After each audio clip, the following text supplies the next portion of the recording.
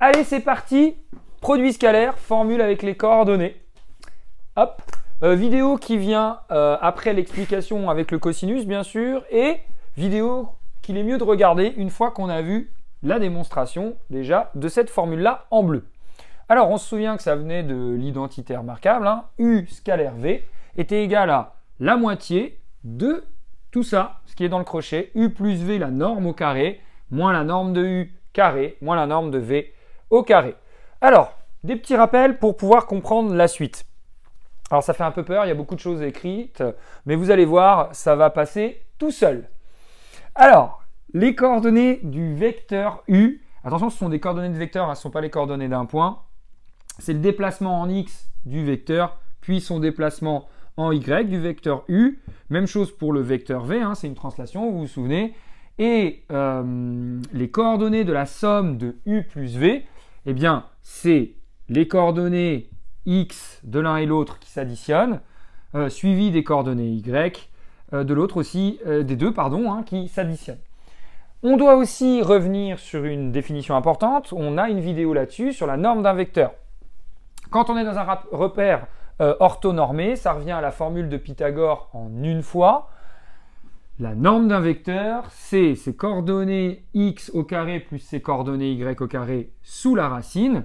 Et donc, on retrouve les coordonnées des vecteurs qui sont écrits ici au carré sous la racine carrée puisque c'est Pythagore. Mais on voit bien que dans notre formule, c'est la norme de la somme au carré, la norme de U au carré et la norme de V au carré qui nous intéressent. Donc, on va mettre la norme de U au carré et qu'est-ce qui va se passer puisque c'est une racine carrée?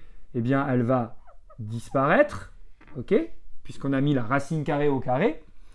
On fait la même chose ici, ainsi, hop, elle disparaît aussi.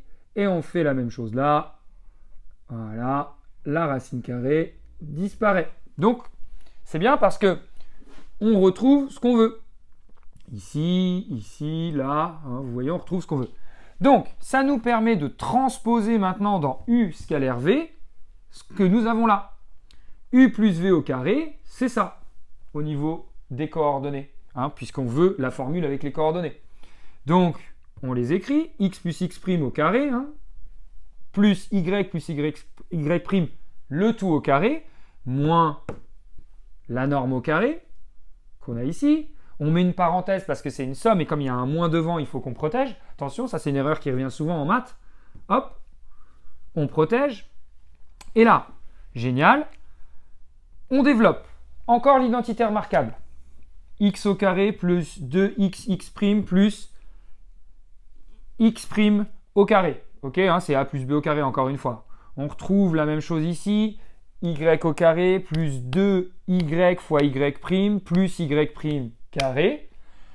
Donc là, on a développé nos deux carrés. Maintenant, attention, hein, ce n'est pas le tout qui est au carré, mais juste la parenthèse qui protège du moins. Et donc, on change le signe dans la parenthèse. Moins x carré, moins y carré, moins x' carré, moins y' carré. Et là, on se rend compte de quoi? Bah que, par exemple, x carré, eh bien, devient 0 avec moins x carré qu'on a ici. Même chose avec y carré qui devient moins y carré, etc., etc. On a x' au carré qui, hop, s'annule ici encore. Et on a y' au carré qui s'annule encore ici. Donc, que nous reste-t-il à la fin? Un demi de ça et de ça.